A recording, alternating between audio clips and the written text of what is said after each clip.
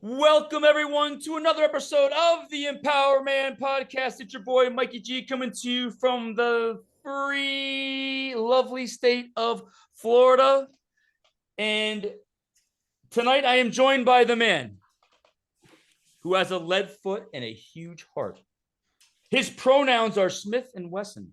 He identifies as testosterone. The man who, if was allowed a tour of the White House, the only white powder he would leave behind would be vanilla whey protein. He's the champion of the Second Amendment. He's my boy and yours. Let's give it up for Greg A. Tedora the First. Greg, how are we doing tonight, sir? Woo! Once again, killed it with the intro. I'm feeling great now. I mean, I don't know how I'm going to top that. So that was a good one. Yeah, well, that was the cauliflower cheese pizza I had about an hour ago from Whole Foods, $3.65. Right. If you're ever looking for a great snack, only 94 grams of carbs. So if I light a candle during the session, you know what's going on over here. Greggy T, how was the week? You were in Montana, right? Yeah, I was out in Montana with the family. We go twice a year, usually in the winter, and then once again in the summer. And I love it out there. I have nothing but good times out there, good people, good scenery, good air, better than over here. So you're forgetting the most important thing, Greggy T. Oh no, I got you 2 pounds of it. Don't worry, I got you. I got Cowgirl coffee, Montana Traders coffee. I got it all. Cowgirl coffee is amazing coffee. Anyone that goes out to Montana, you gotta drive by. Though they like sheds, are they called sheds, shacks? Yeah, like drive-throughs.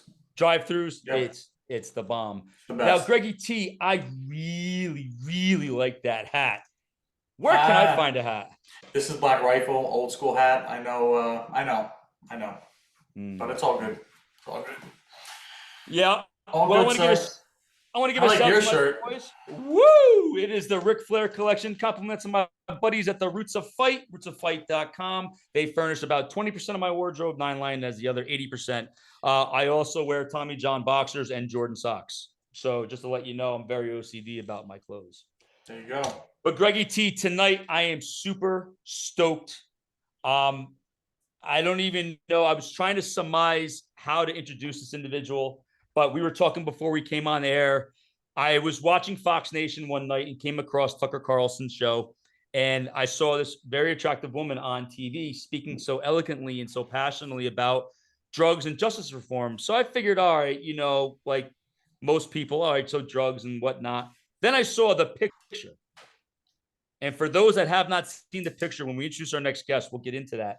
The picture that went viral almost 2 years ago, because you see this beautiful woman, so articulate in one picture, and then you saw another picture that represented a life of drug addiction and what that could do to you.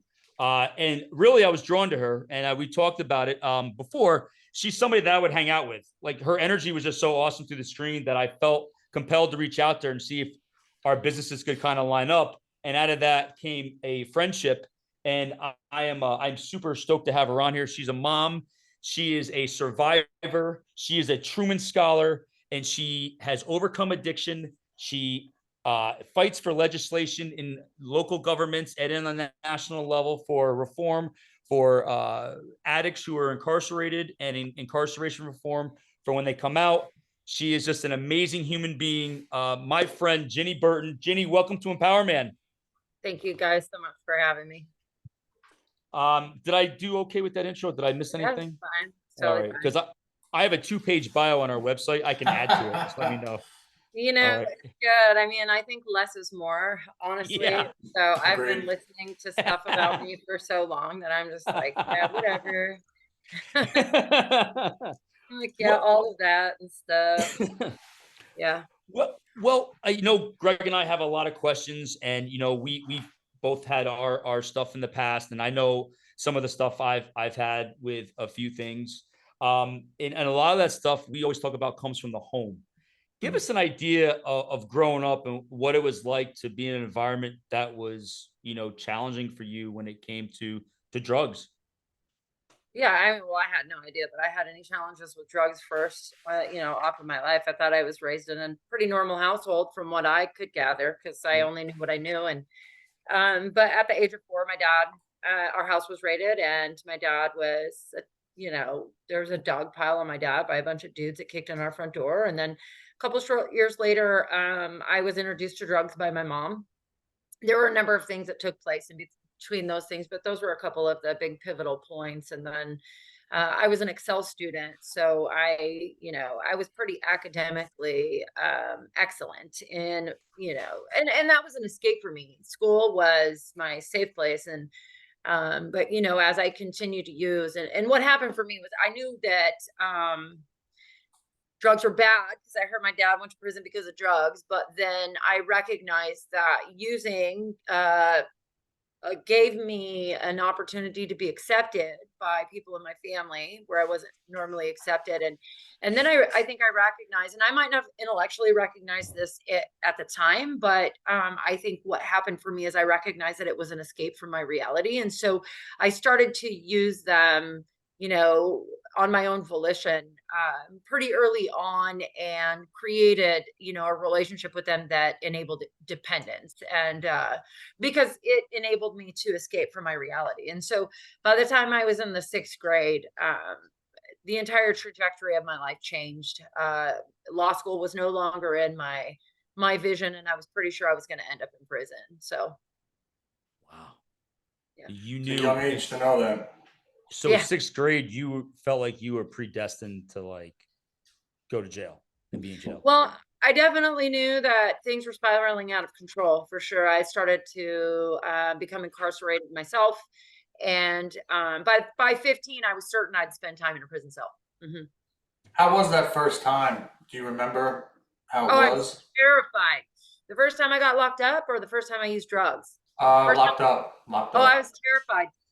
So my mom and I had a very adversarial relationship. She didn't seem to like me. And the older I got, the sassier I got, because you already don't like me. And I can run faster than you. So, stuff started, and I've recognized that that's pretty normal behavior, but then you add the violence and you add the drugs. And I'm pretty sure that, my personality got a lot bigger than probably your average teenager. But, I remember I had followed a group of kids. I hung out with some kids on a Friday night, and a couple of them were older, and they broke into some high school portables, and I just went with the group, right? Because I wasn't anywhere near my house. I was hanging out with this girl, and I ended up going to juvenile hall for burglary. And so the cops called my mom. Somehow they got my name, and so the cops called my mom, and they had her drop me off at juvenile hall. And I was terrified. I didn't know what to expect, but it wasn't very long before I realized that there was nothing terrifying about it. And I think it set me up for that to be a future comfort zone, if that makes sense. Absolutely. Wow. Were you able to finish high school, Jenny? Oh no, my last grade that I completed from beginning to end was the 6th grade. I was in middle school and junior high. It was sort of switching around at that time. I was enrolled, but I never completed any of the grade. I was skipping all the time. And junior high school, which is what it was when I started, but in these days it's middle school. Boy, kids are, hormones, like all kinds of crazy stuff. We feel awkward already in the world. And so my mom was gone all the time. She would drop me and my siblings off places and just leave us for weeks because she was out partying. And so, we never had new clothes. And so there were a whole bunch of like personal things going on outside of my, genetic things that were taking place outside of, the abuse and the different things like that. And so it just made sense to me. Nobody was coming. So I just started skipping. So I just didn't show up. And then I would end up in juvenile hall, and that's where I would participate in education. But I was already excelling about 3 grades beyond the rest of my classmates, even in the 6th grade. So I was already in high school classes at that time. So yeah, so I ended up educationally, I was enrolled in high school. I got out of juvenile hall. I was sent to live with my mom. I was enrolled in the 9th grade. And and then I remember I was in gym class and I dove off the high dive, and I was prescribed Percocet and a muscle relaxer because I didn't break the water right and it messed my neck up. And I just started selling that. And then my mom and them were growing weed. And so I just started stealing buds off the plants and selling it at high school. So I didn't really go to class. You know, I was different. We moved into some small town. I was different than other people. And I met a bunch of folks, local area folks. And at that time, there were a lot of Hispanics and they sold some really good cocaine. And I was already smoking crack anyway. So I just bolted. So I never really did any, you know, school stuff except for when I was locked up. And so, but then I ended up getting locked up a couple of years later after, you know, after the ninth grade and mandated to get my GED because my probation officer was just like, go get it. So I just went and sat in and got my GED at 17. Wow. That's incredible. That's awesome. I mean, with the drug use growing up, was it like every day? Was it multiple drugs? Not Did you at have like first. a drug of choice?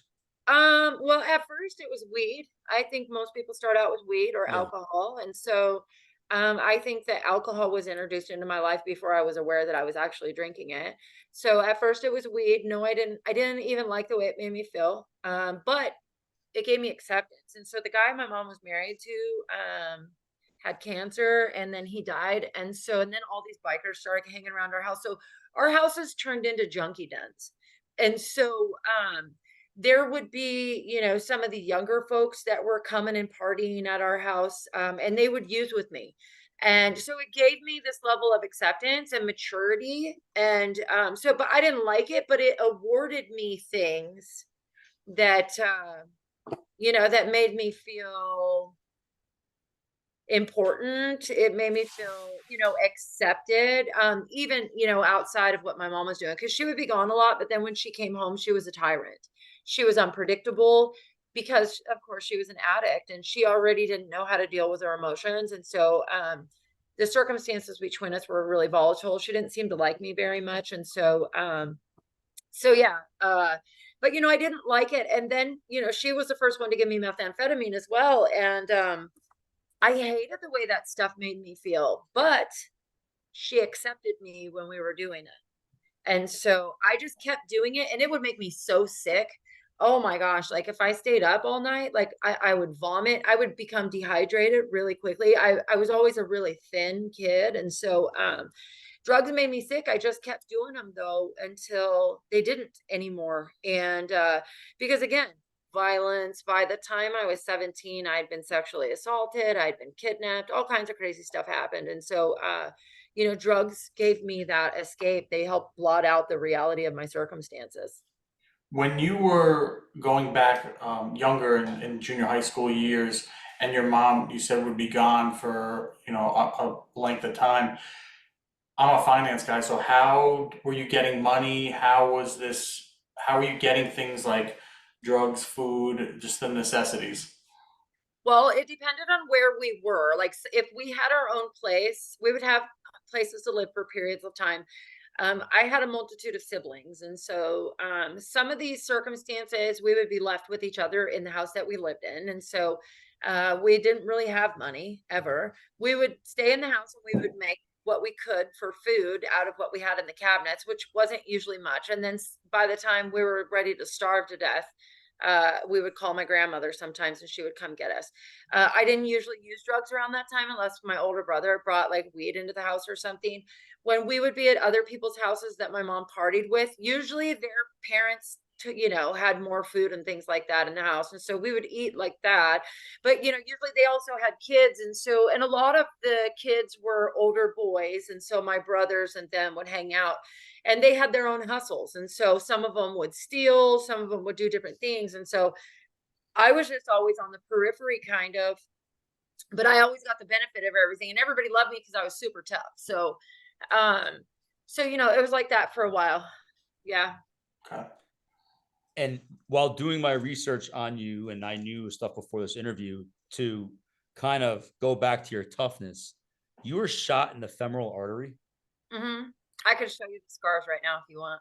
Holy smokes. Wow. Yeah. That's- What caliber? 9mm. Ooh. oh my God. Here, I'm wearing shorts right now, so Go ahead. let me see here. So if you can see, Holy, I see that. scars right here. Yeah.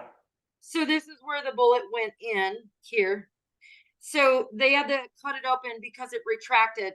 And so on this side, they had to cut my leg open to get a piece of the femoral artery out. The bullet stayed in my leg, and it started pushing its way out. That was in 1997. So I think that happened around February, somewhere between February and May of 1997. So yeah. Well, and on Tucker Carlson, I said that the scars went down to my calves. I meant my quads. So, but he also said 18 when he meant 28. So I was like, oh, it's not so bad. But yeah, same year this happened. And so this, I don't know if you can see. Yeah. So that's from a high-speed chase. And the cops were chasing me. That was a couple months after I was in a stolen car. And I ended up breaking my arm. I hit one of those, I think it might have been a hydrant. Anyway, coming off the freeway off ramp, I was in a 280Z, no power steering. And so there were a whole bunch of cops chasing me. And I smashed into the thing, and then the whole engine like came back. And I didn't realize my arm was laying in between the door and the floor. So yeah. Can I ask you what the story behind getting shot? Yeah, well, so this is the thing. I'm not really sure.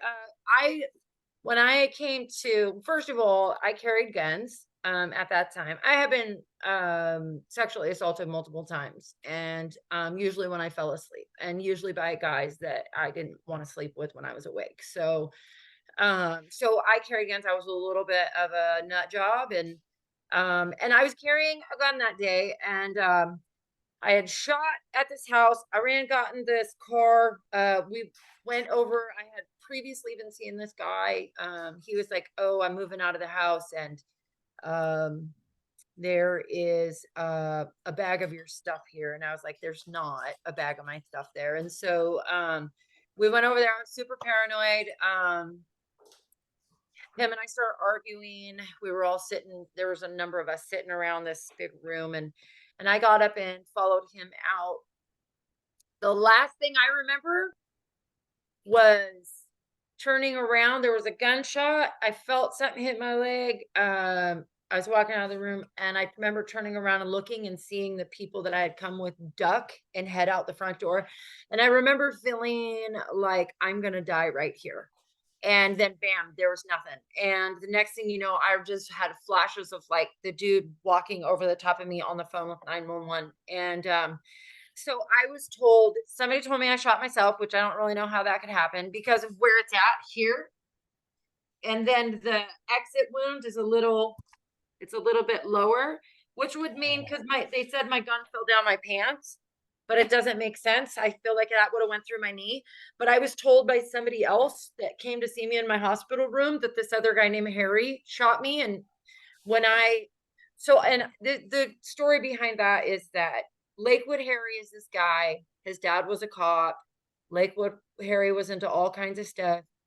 I had a stolen truck in Lakewood Harry's garage, and the sheriffs came by. There was a whole group of sheriffs, and they were asking him questions. They didn't know I was in the garage, but he knew I was in the garage, and I was wiping this truck down.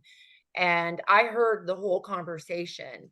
So it was just about a week later, and he was supposed to be cooking some dope with the same dude whose house I was at. So the story is, and both of our guns shot 9mm shorts. So they were 9 3/4 bullets. They were a little bit shorter than your average 9mm bullet. And so Harry had a 9mm revolver, and I had a different 9mm. It was a semi-automatic handgun. And so, anyways, I don't even know if that's the bullet, because the bullet was like pushing its way out of my leg, and I was in prison. It was a couple years later. And so a lot of the fluid, because when you have a foreign body or foreign object in your body, it will create a fluid sac around that foreign thing. And that's what happened. It created a sac around the bullet, and they're like, yeah, it's going to be fine. It doesn't matter. But eventually it was pushing its way out. And so it would get the back of my pants wet all the time. And so I was in prison. So I had them remove it. And so I don't know. I was like, hey, can we just can we put that on my property so I can keep it? And they're like, no. So I don't really know anything about the ballistics of the bullet or anything like that. So, It sucks they didn't let you keep it.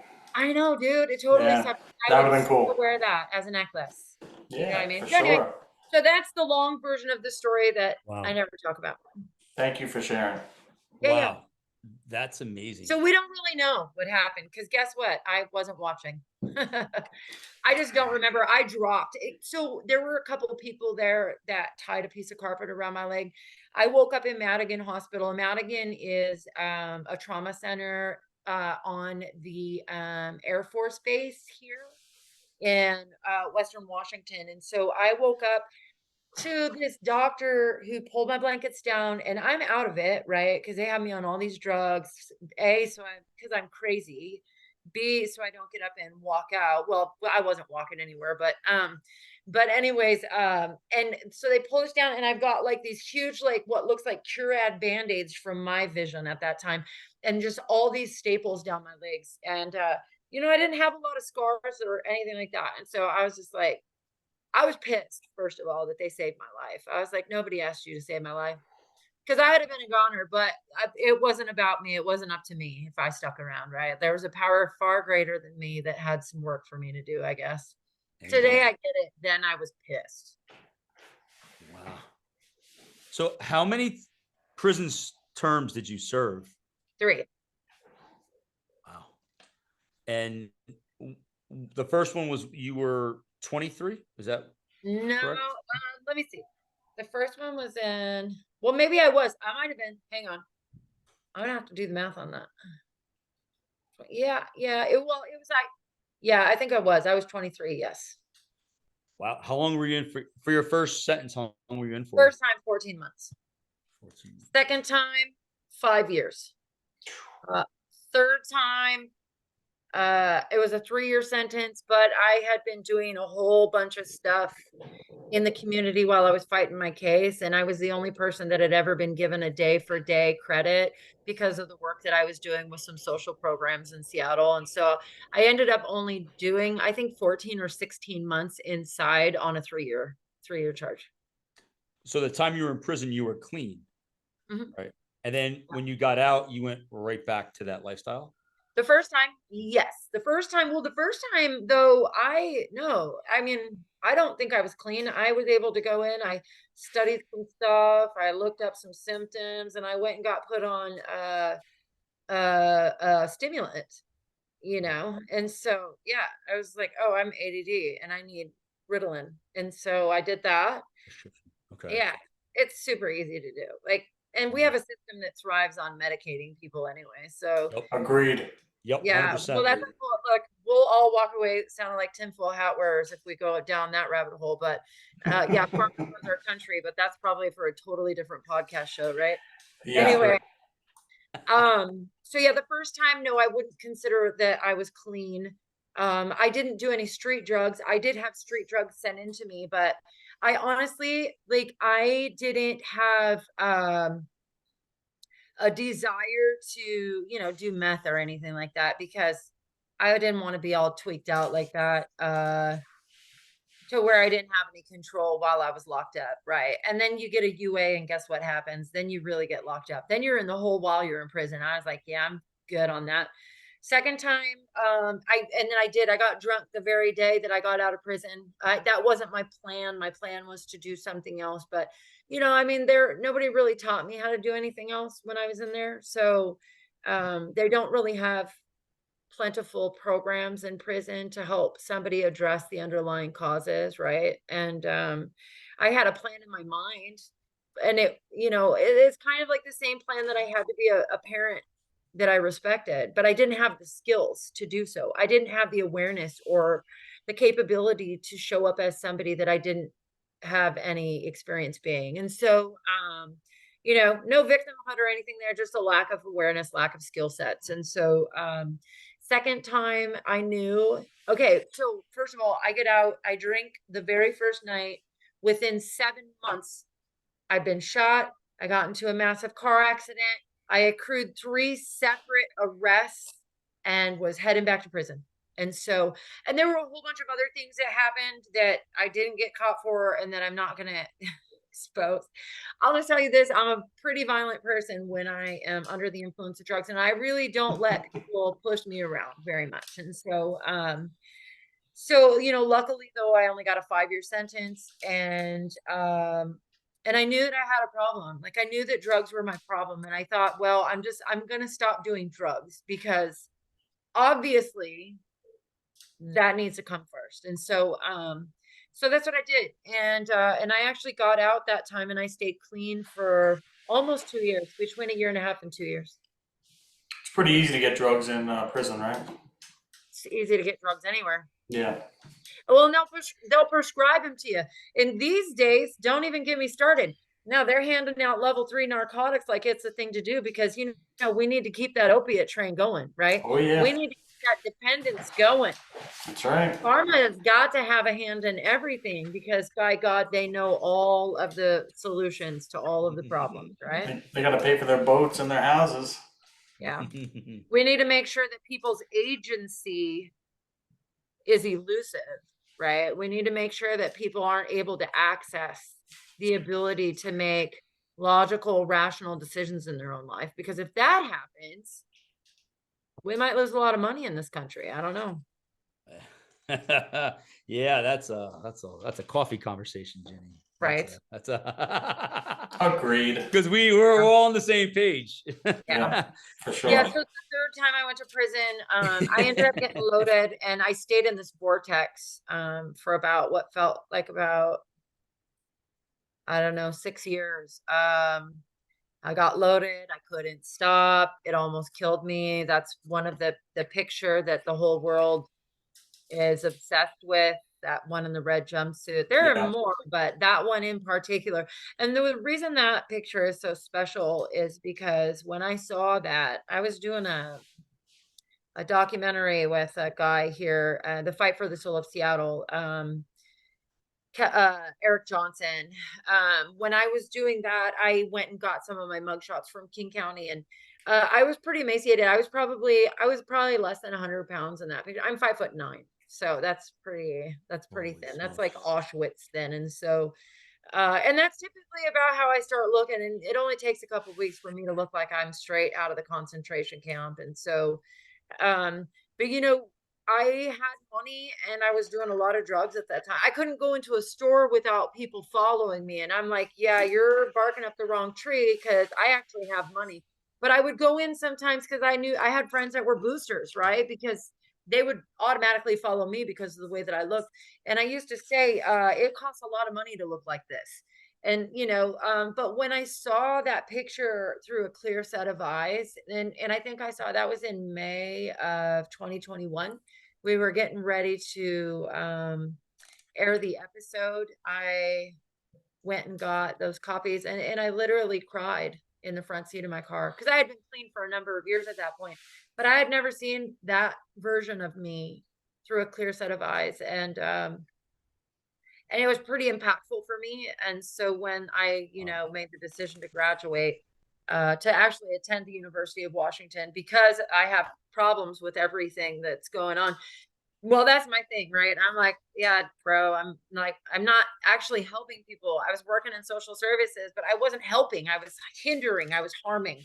And so, and I'm a problem solver. Like, I was only spiritually rich, so they weren't really paying my bills at a great rate. So, but more than that, I felt like I was handing out rotten fish to my own people, and trying to make sense of that, and align with the values of these people and nonprofits who didn't understand anything about being me. And so that's why I made the decision to go to school. How was the college experience? Were they inviting? Were they open to you? They love me. People accept me very well. Well, part of the thing is I'm old, so and I'm not shy, right? And so I don't go places to make friends. I go places to serve a purpose and to solve a problem. And if it's something that I'm trying to accomplish, well, you're in a position in this place to provide something that's supposed to be accessible to me. Well, we're going to have a conversation around that, whether you like it or not. And if you don't know how to, well, then I suggest you get some training on that, because we're still going to have that conversation. And I'm going to help you learn how to do your job so that the next person like me that comes through, you'll know how to actually serve them, right? A And little bit of accountability. There you go. just saying. And so, because I mean, I had to learn how to step outside of my own stuff, right? And so yeah, no, people were pretty accepting. I'm really comfortable asking for what I need. And when I got clean this time, I was facing a 4th prison sentence. I was, of course, arrested. That's usually how it happens. I had 5 more felonies. I had the opportunity prior to my 3rd prison sentence, or was it prior to or post? It might have been post. I was on a local TV show with the district attorney for Seattle, and he was representing reentry and using me as the face of his campaign. And so I was involved with this nonprofit who really, he passed away last year, but he was really adamant about, he liked to publicly shame politicians quite a bit. And so, and he used some of this stuff as leverage to incentivize them to drop some of my charges, move my cases into drug court, and give me an opportunity to learn how to do things different in the community and be accountable to that court system. And what they said to me, because I have a long history, I have 17 felony convictions. Like, I commit felonies to do drugs. That's what I do. I mean, life would probably be a lot easier if I was like a prostitute or a booster or something, but that's just never been my jam. And so, it's like, go straight to prison, directly to prison, do not pass go. But I got a different opportunity this time. And what they said to me when I went into that courtroom is like, you're not going to make it. People like you, they don't make it through this, but good luck. And they really didn't give 2 craps about me. And I am the kind of person that I'll take your challenge and I'll raise you. I will excel, but thank you so much. And I challenged myself from the moment that I was arrested, and this is how God works, right? Like, I was praying for death. Oh, I got a death. It just wasn't the kind I was hoping for. It wasn't the easy way out physical death, right? It was we're going to kill you to the life that you know, and we're going to make you really uncomfortable so that you can learn how to stand tall and lead a nation. And I had no idea that that's what was happening at the time, but God placed a number of different people in my path, and it was the nuggets that I needed. I was tired. I was tired of screwing myself over, and it didn't matter to me what it took to figure out how to live outside of those patterns. But I was going to do it no matter what. And so when I entered into the drug court program, I was like, all right, because whatever, you can have whatever opinion you want about me, and those are my favorites because I'm like a kind of person. And so, and I excelled, and I challenged myself to follow the construct laid out in front of me, and not be a name dropper, not be a victim, not try to take the easy way out, not try to use this loophole. And I'm sure that I could have done that. And I showed up to their protocol, not mine. And I mean, I was even what the heck? I was even sanctioned. That's what they call it. I was sanctioned twice. I had 2 dilute UAs. It was summertime. I walked everywhere. I drank water. You have to UA 2 to 3 times a week. And 2 of my UAs were dilute. And they accused me of using, and I was pissed. And so I went and got hair follicle test, and I proved that I was clean. And I ended up having to do 18 months in that program instead of a year. But what happened for me after I graduated was I stayed on with my chemical dependency counselor for another 18 months because I just didn't want to keep screwing myself over. And I had a really long history of thinking that I got this and then falling into familiar habits and patterns when I got uncomfortable. And so, I just pushed myself the extra mile, and I took the hard route for a lot of things. And I've seen a lot of people, they get clean and they just jump into things that make life seem like it's really comfortable and easy. but I was tired of not knowing how to pick up the little pieces of garbage before I got to the dumpster, right? Because I can't push the dumpster if I don't know how to pick up the garbage along the way. And so I just spent a lot of time picking up the garbage along the way, trying to learn how to be in relationships. I was like a feral animal, for God's sake. I is super violent, very reactionary, extremely insecure. I was determined to learn how to be a professional. I was driven to serve people like myself. I believed that's where I belonged. And and like God set me up for all of this. And as a God I didn't even believe in, you know what I mean? But like there were some experiences that I had over the years that were undeniable that it was not of mankind. And so I maintained that sort of connection. And yeah, I mean, today I look back and I'm like, "Ooh, you are crafty and so smart." And I'm so grateful, right, for the entire nightmare of my life that I wanted out of for so long.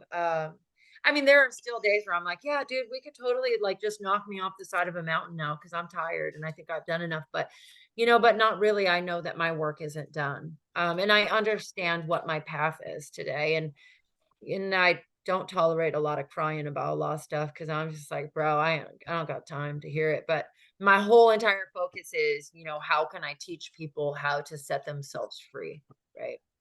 That's awesome. Real quick, I want to rewind for the people listening. Can you explain what a booster is and a UA? Because some people Oh don't know yeah, what that yeah, is. for sure. So a booster is a person who typically funds their life or whatever their life situations are through stealing from retail stores and things like that. So they go in and they, we read about it a lot right now. Ever since the death of George Floyd and COVID, we've seen a rapid decline in laws and ordinances, and especially a lot of our larger cities. But we see it a lot in municipalities and Targets and Walmart. Those kind of stores are hit fairly regularly where people Yep. go in, they steal electronics, they steal gear. We've seen it in mass, really, on, different things when people are rioting, where they go into Nordstroms, they go in and they just steal all this stuff. So that's boosting. And then what happens is they go and they sell that to somebody that's considered a fence. So a person that purchases brand new, items for a fraction of the price. And then a UA is a urine analysis. People will often have this when they enter into a new position of employment, depending on Yep. what employment they get. But when you are engaged in the carceral setting, whether it be probation or incarceration requirements, you will often be randomly UA'd, or treatment programs randomly UA'd. Where you are identified by a number or a color, and you go in and you do it that day whenever they tell you you're supposed to. Got it. Thank you. Mhm. So, Ginny, what type of legislation have you been working on since you have embarked on this journey, and some of the stuff you've been able to get passed through some of these local municipalities? Yeah, I don't know if I've gotten anything past. Maybe so one thing that I do, I'm often an advocate or a voice for intentional incarceration. I don't know that if anything's been passed as a result of it, but I speak um, in different legislative environments across the nation to incentivize criminalization of drugs. Right now, we're as a nation, we are following suit with San Francisco and Seattle, unfortunately. And so no matter how many voices or how many parents who have lost their 15, 17, 16, 20-year-old child to fentanyl, we are decriminalizing a lot of these substances. So, I just keep showing up and talking about some of these things. So I don't know that we've been successful in passing any of these ordinances yet, but I continue to work with states such as Colorado. Colorado is one that I've worked with a number of times to try to criminalize fentanyl, which they have decriminalized it. in the state. And so it's happening in a lot of states, actually, unfortunately. Another thing that I am doing, I work with the state of Tennessee. I'm an executive consultant with Department of Human Services, and we're working on a larger initiative to change the face and the construct of the social safety net, beginning with the Department of Human Services, where we have a system that enables an individual to overcome, not create this level of dependence. And we see this with a lot of our service structures where I'm not going to be funded if you're not sick. So I'm willing to treat your symptoms, but I'm not interested in addressing the underlying causes. So you move from the gutter to, independence. What we tend to see is like, oh, we're going to just give you enough to keep breathing, because if you keep breathing, it's fine. We'll take care of the rest.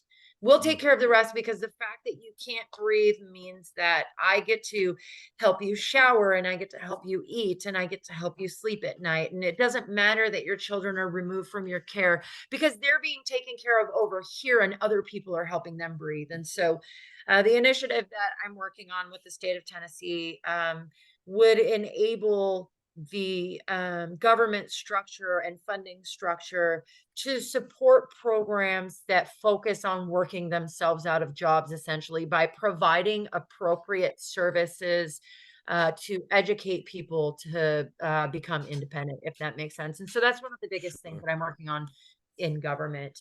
But I am doing Tough battle. Sounds Go like a ahead. tough one. Sounds like a tough battle, especially like you said, the direction this country's going in, a lot of the states are going in. Well, I mean, I suppose we could look at it as tough if we're trying to dismantle the other thing. Not, I don't care what the other thing is doing, right? Like, so we're just trying to build this thing over here. And so I think the hardest part of that is to teach a bureaucratic body how to view things differently and present differently. It's kind of like, the idea of teaching an old dog new tricks, but you can't. And you just have to be committed to working with that dog every day, right? So, and part of what that initiative really focuses on is having folks who have been there lead the way, right? Create the narrative, rebuild the framework and the structure, so that the folks that are actually stepping into, and if we look at it, we can look at it like a maze, right?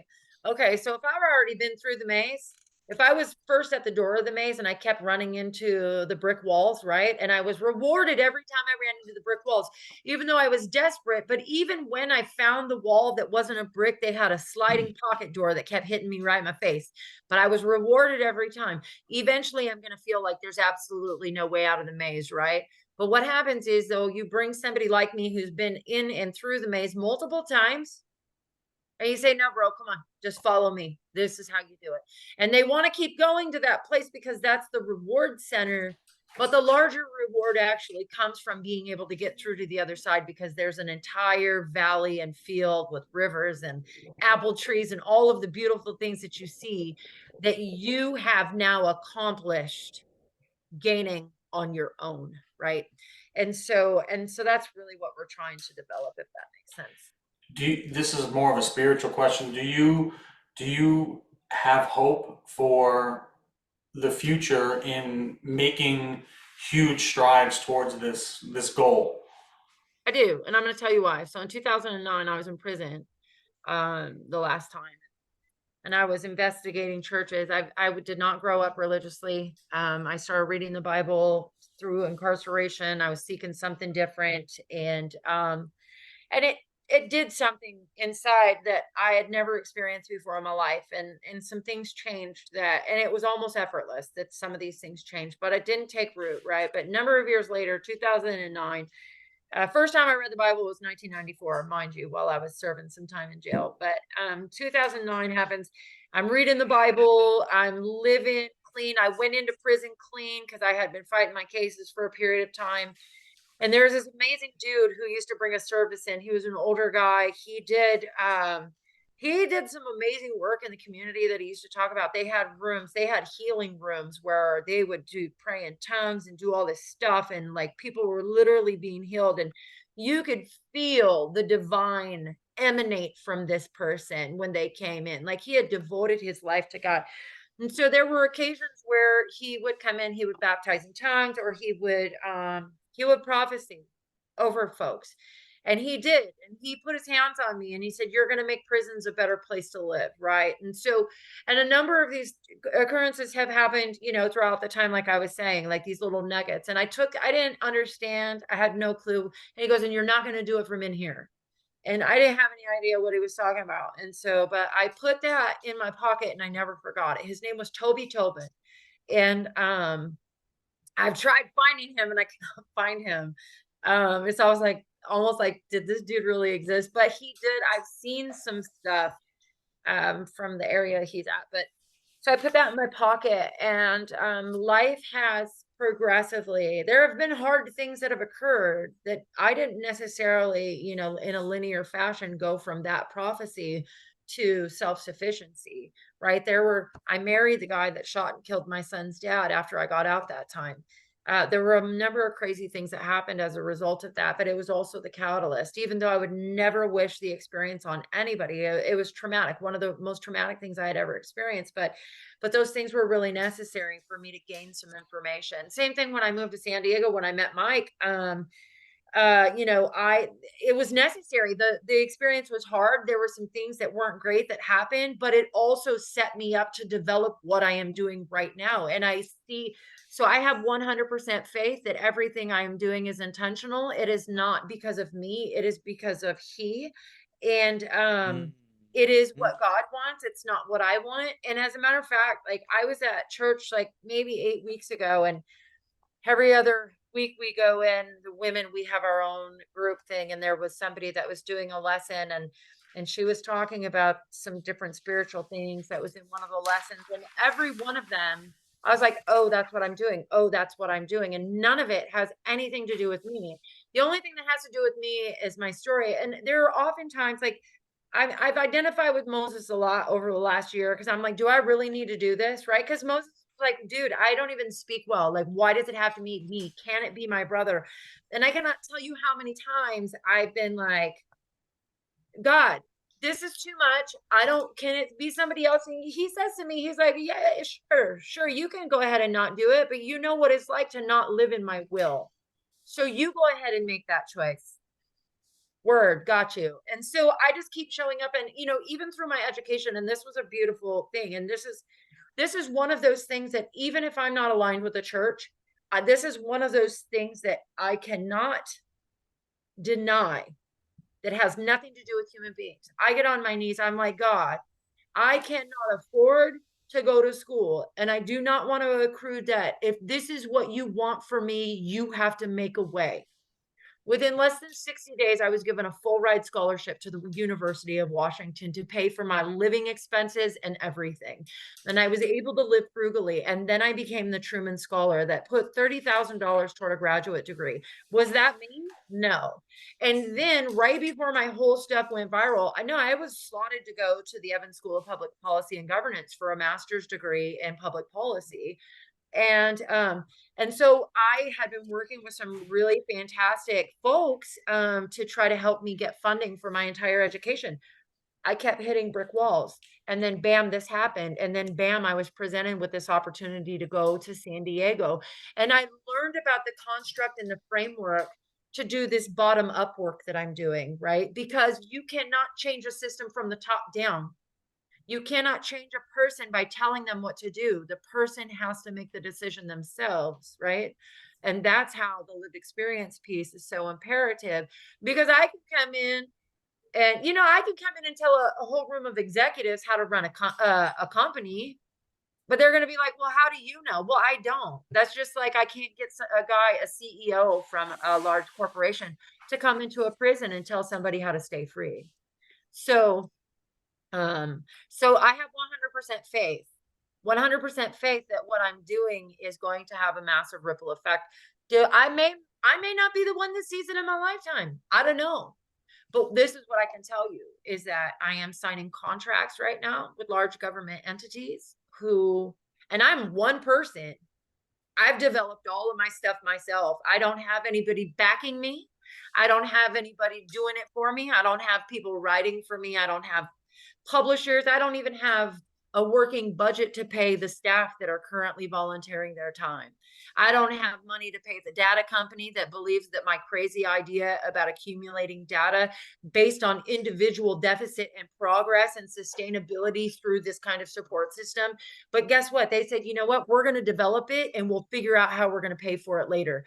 So, yep, I do. I have faith. I don't, because I'm like, dude, I don't even know what I'm doing, but I'm just doing what God tells me to do. And it, every single time I need something, and I'm nothing more than a junkie from the hilltop of Tacoma who grew up in low income housing on welfare, eating a thin layer of eggs by the end of the month. You know what I mean? And sharing that between my 7 siblings. So I'm just saying, like, I don't come from anything. I come from nothing.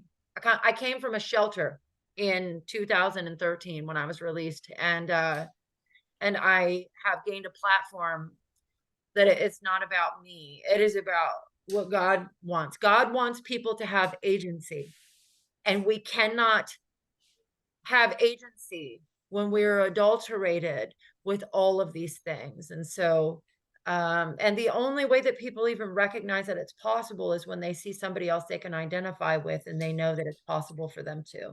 Sorry, I can be so wordy. So you interrupt No, me. I love it. I love it. Yeah. Your hope gives me hope. So I always have a hard time, Mike knows, struggling with the whole hope and then taking the reins on yourself and just figuring it out and doing it because no one else is doing it. So I really commend that, and it's awesome. Well, and that's the whole thing, right, Greg? It's like nobody else is doing it. And I say it all the time. I'm like, dude, do I have to be the one to do this? And then I look at all these people that claim that they're doing it. And hey, I'm not even mad at them, because maybe the only thing they really want is to not be in poverty anymore. Maybe the only thing they want is to have a closet full of Jordans. Maybe the only thing they want is to have a 75-inch TV and a BMW that they're paying out the butt for. Maybe that is what they're looking for. I don't care about any of that stuff.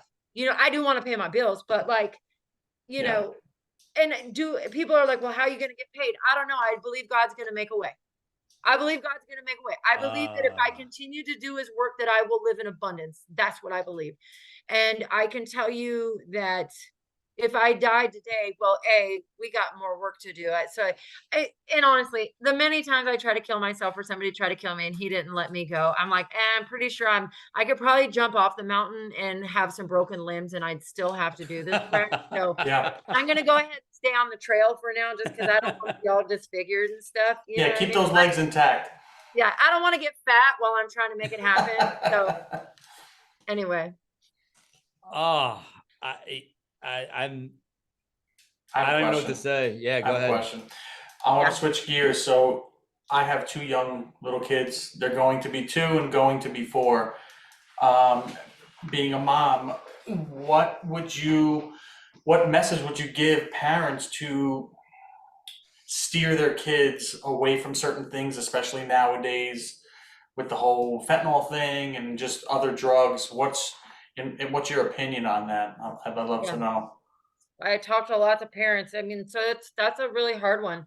Yeah. I think that our kids don't talk to us about important things. Sometimes they do, sometimes they don't. Even the best, most communicative kids don't tell their parents certain secrets. I think that it's really important that our kids talk to someone. I think we shouldn't get hung up about who it is, as long as they're people that are positive.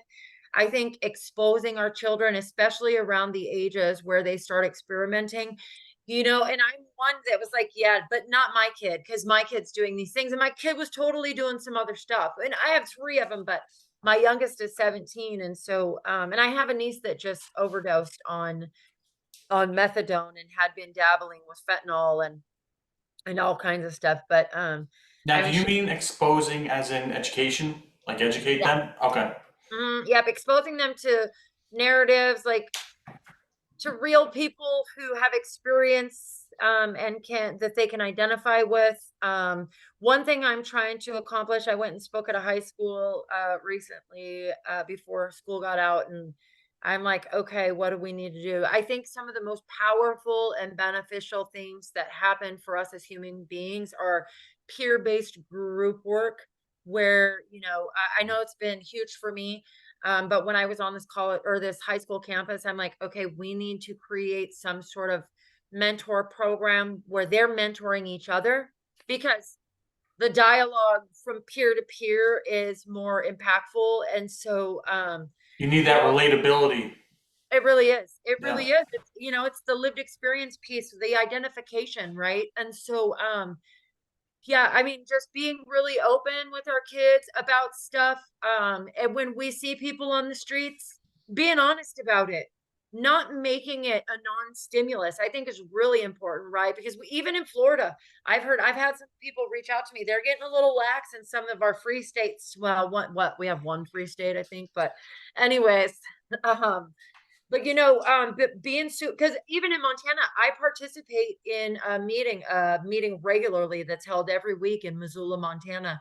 I speak there often, where there's a homeless problem that's growing, and they're supporting the destruction of human life, and everybody feels like compassion means that we're fluffy and that we don't hurt anybody's feelings. That's not compassion. Compassion is something that we have through understanding, and then we provide the necessary supports to enable an individual to take care of themselves. That's compassion. And what does that look like? If it was your kid comes home with a crack pipe, what are you going to do? Well, oh, it's okay. Go ahead and go in your room and bring a couple of your crackhead friends, and you guys can just freely smoke crack. And hey, it's okay that you stole your mom's stuff out of her purse. We'll replace it. Probably not, Blair. You know what I'm saying? I'm like, that's not what's going to happen in my house. So we're going to have we're going to have some restrictive things. You're probably going to go to treatment. We're going to hammer it in, and we're going to do everything we can to try to get you to make some different choices, right? Well, we need to parent the people in our society in the same way. And so I think that it's imperative that we talk to our kids when we see these things happening about what that actually is, right? And like one of the things I talk to my kid and other kids about is like, yeah, so the real process, when you first start doing drugs, when they're introduced to you and the stuff that you hear in society or the people that look this way, the first thing you think is, oh, that's not going to happen to me, right? So I try to go through the gamut of personal experiences with my kids and other kids about the thought processes that take place, but how that evolution of the relationship with chemicals. And we're in a super dangerous time right now. Fentanyl is in everything. Everything. I just had this conversation with a buddy of mine today. It's being found literally in everything. You're absolutely right. Everything. And not just that, but like, I mean, our borders are open. So what is that doing? Well, that's just flooding our society, right? And I was talking I have a friend of mine, Ben Owen. He's a huge personality. He's a veteran. He serves a lot of veterans. He said to me when I was in Tennessee, he said, Ginny, he said, think about the age group of people that are dying rapidly. They're fighting age. But again, that's a constitution, state of the nation conversation that, yes, it fits, but it could be very tangential if I go into that. But nobody wants to have that conversation. Nobody does, but they're targeting our youth. Yep. They're targeting our youth. 100%. 100%. You know what I mean? They're targeting our youth. We see it all the time. Let me just tell you, my 22-year-old niece that just died in Sacramento, cheerleader, it was in cheer her whole life, super feminine, love dresses, love all this kind of stuff. She was in a situation, moved from Sacramento to a tiny town in Washington. Some girls started hating on her and bullying her in the school. Next thing you know, she's a trans out of nowhere. All of a sudden, he, him, gay male. It's crazy what we're doing as a society with our children. We are discombobulating their minds when they're extremely, extremely porous, right? Agreed. And we're flooding in information.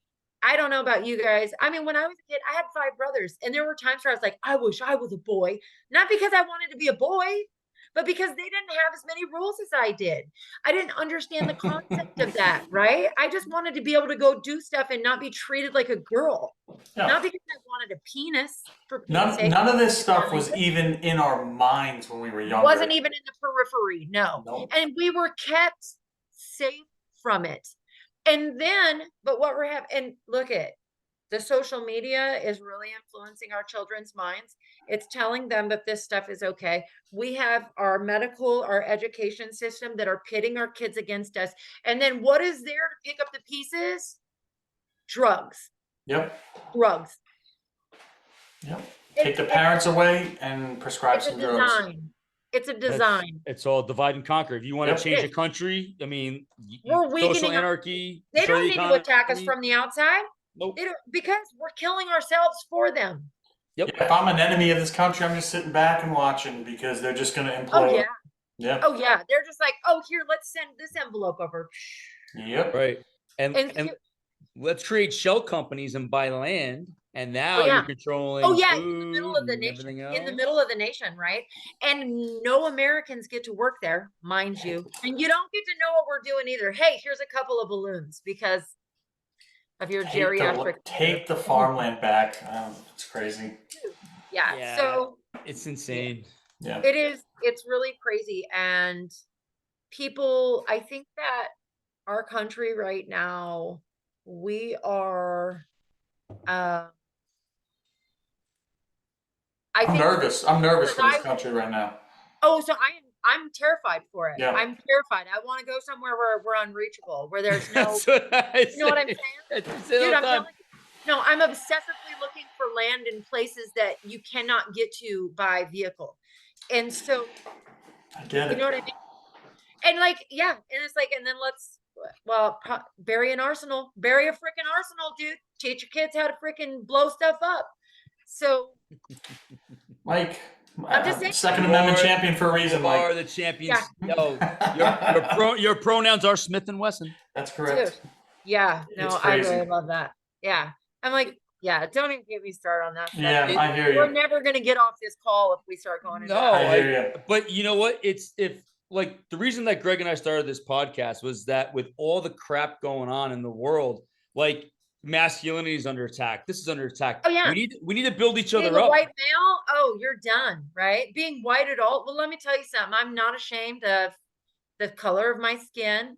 I am no more responsible for somebody's problem who isn't even alive today than the people are responsible. Look, dude, I grew up in a Black neighborhood. I was a minority. I was chased, I was beaten up, all kinds of stuff. Am I blaming anybody? I'm not. So, you know, and like I have a mixed kid who tried to pull out, I'm like, bro, you don't even know what it's like to be Black. So I'm gonna need you to just stop right now. So you know what I mean? Like we're not participating in race stuff. Like we're just not doing that. This is all about how are you showing up in the world? Yeah. What are you doing to participate in your own success? Because if you're not, if you think I'm going to pave a way for you to be comfortable, you have another thing coming. So, you know, it's kind of like I was saying in a little video that I did, a check-in. If you want to climb Mount Rainier with me or Denali or whatever, you want to climb anything with me, I can't come out and train for you. That's right. You have to do it, dude.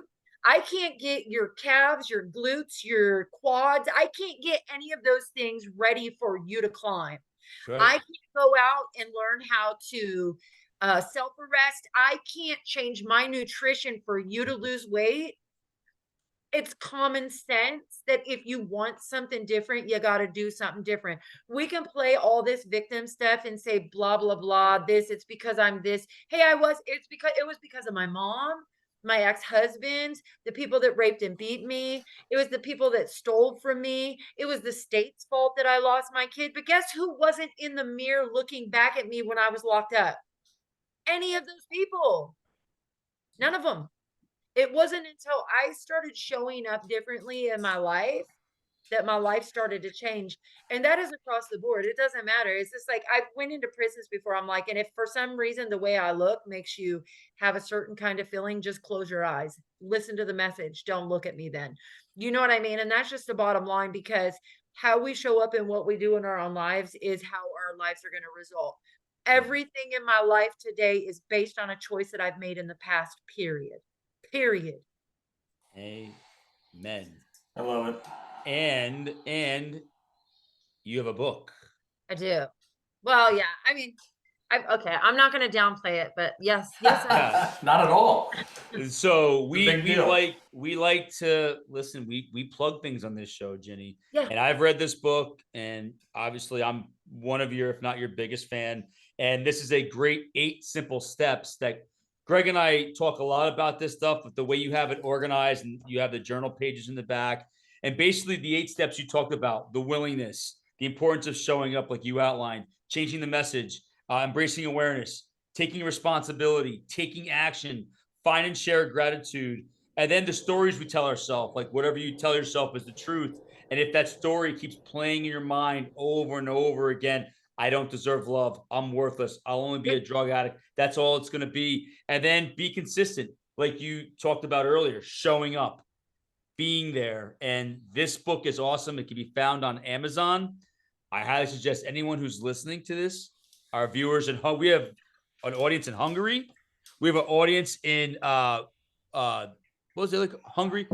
Netherlands, Belgium. Netherlands. Okay. Yeah, Belgium. So Hey, our I Belgian know folks boys. there too. A lot of people follow me from those areas, so Yeah. Hey, Um, if I can, so so can can you. you. Found on Amazon. Ginny, any final thoughts? I mean, this was just every time I talk to you, I always feel like a better Yeah. person. I really do. Like a lot of things you talked about, like I thought about Acts of the Apostles, chapter 2, verse 10. I thought about Jeremiah 29:11. Everything you talk about, because I've now 2 years going on my Christian journey. And, you know, one of the things you talk about in your book, the one that you talked about in our conversation is it's a process, but you got to keep You just keep showing showing up. up. You got to keep trying. You get knocked down. The righteous can get knocked down 7 times, but the 8th time they're going to get back up. And any final words, Ginny, any final words that you want to say about what your experiences and addiction overall? Yeah, I mean, my experiences, I mean, that's just a testament that if I can, so can you, really. It's as simple as that. I don't have any magic beans that have given me, you know, a leg up. I just show up one day at a time. And one really important thing about showing up is, like, I think we have these ideas. I did brush my hair today, but let me tell you, I was like, oh dang, we're probably gonna be on video. And well, you know what? I didn't shower. So, you know what I mean? I was like, well, whatever. I'll just brush my hair and kind of make the fuzzies stick down and make my eyebrows a little darker. But like, it's not about, like, I don't have to be a beauty queen to show up. I don't have to be at my best. I'm going to tell you, I was like, oh, dude, I wonder if all my anger, I've been so angry lately. I've just been pissed off and frustrated at the world. But, like, you know, I don't always show up 100%, but I just show up. And when I don't show up, I let you know ahead of time, far enough ahead of time that we can either put somebody else in my place or we can reschedule, right? Because I just try to be accountable. I learned early on in this journey, a little over 10 years ago when I got clean, that I just totally lost my thought. So Anyway, it happens it happens all quite right. often to me. Yeah. it was 5 concussions. yeah, it was something about showing up, but anyway, you know, I don't know. I just keep on putting one foot in front of the other, and I don't really have an expectation of what that's supposed to look like today. I just accept things as they go. And I just know that I don't want the life that I had, and I don't think that there's a variation of it that I can accomplish. And the thing I'm most grateful for is that I don't want to escape from the person that I am today. Um, you know what I mean? I just don't. Oh, I know what I was gonna say. So I kind of picked up this idea, you know, there are all these things, oh, I can't trust. We see it a lot on social media, right? Where it's just like, oh, if this person's toxic, you got to get rid of them. If this person, you can't trust this person. Oh, a good man does this, a good woman does this. Well, I learned that if I have an opinion about somebody else, really, and, you know, what they should be doing to make me more comfortable, probably I need to turn all of it in and look at me. How am I showing up? It's not really somebody else that I can't trust. It's Ginny that I can't trust. I've been letting Ginny down for a long time. Ginny's the one that's acting toxic. Because guess what? I show up and I attract where I'm at, right? And so boundaries aren't about how can I get somebody else to act the way that will make me comfortable. Boundaries is about how am I going to treat myself like somebody I love? And am I willing to stay within these parameters?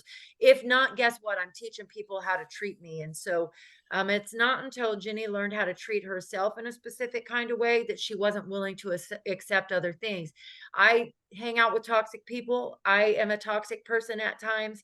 I have not reached the plateau of bliss as much as I want to. I just keep on moving forward because I know what's behind me and I'm just not interested in going there. So I appreciate you guys. I was like, oh, that's just a man thing. I'm glad that you guys felt like I could be an honorary dude and be on your podcast. Thanks. No, we thank you for your time, and just one word comes to mind. I mean, many words come to mind, but just you're so determined and fluid, like you said, with whatever comes your way. It's truly inspired me. I know it's inspired Mike. He's always talked very highly of you, and I can guarantee the people listening definitely feel the same way. It's a true inspiration and just nails determination. Just like you said, show up and just be there and go with it. I love it. Thank you so much. Thanks, guys. Ginny, thank you so much. I just, like I said, every time I hear you speak, I just am so drawn to your message, your energy. It's just a pleasure to call you my friend. And thank you so much. Have fun on your hike. All right, you guys, thank you so much. Yeah, I'll share pictures when I get back. Please do. And Ginny, real quick, where can our listeners follow you? Where can they keep up with you? Yeah. Give us So where they I'm can on find you. Facebook, Instagram, and LinkedIn. All of it V Ginny Burton, V as in Victor, GINNYBURTON. You can find me on my website, which is underdeveloped, which is vginnyburton.com. We will plug all of that, obviously, in the description and all that. And if you need a good bio, Mike's your man. It'll be about 10 pages. Yeah, I can tell you. Well, Mike, I'm going to start calling you when people ask me for a bio because I don't have a standard one. I would be like, oh, hang on, Mike. Mine's like 2 sentences. Mike's is like 2 pages. Dude, I can write chapters of stuff, but ask me for a bio and I'm like, I don't know, dude. Anyway, thanks, guys. Thank you. Have a good one. Thank you, Ginny. Take care. Bye-bye.